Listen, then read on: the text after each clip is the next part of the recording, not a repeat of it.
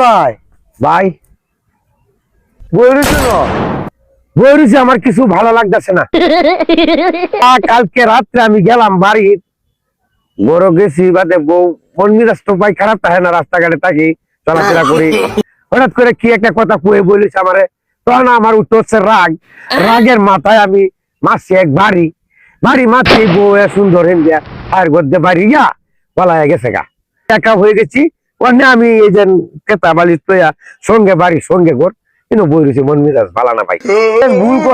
ভুল করছো মানে একটাই, মানুষের মানে একটা সময় ধরে কিন্তু একটা বেরিয়ে বাড়ি লাগে। বর্তমানে যে একটা শীতের যে একটা দিন, এই দিনটার মধ্যে যে বউটারে তুই মানে মারলে, আমি মনে করি কামটা বেশি মানে ভালো হয়েছে না।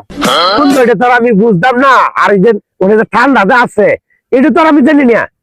ঠান্ডা ওখানে রাত্রে বুঝলাম যে ঠান্ডাটা দে বিটি সারা দে তাহলে যে কি মজাটা।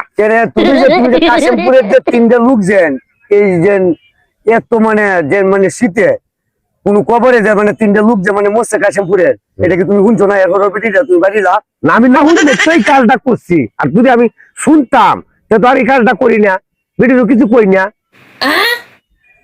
এত মানে জ্ঞানী লোক হইয়া তুই রে আকাশ, আর এই বেটিটার একটা বাড়িতে বিছানা গেল হলো, মানে তুই মানে চলবি কেউ তুই আমি আনতাম বেটি আমার দিক দিয়া বেটির বাইরে চাই না, আমার আরো বাইরে তো চাউল ডালটা আমি এই যে অন্য পাগল বেছে আমি ওনার নাই শ্বশুর নাই বাড়ি তোর বাড়িতে চা বাড়িতে চা আমি যে মানে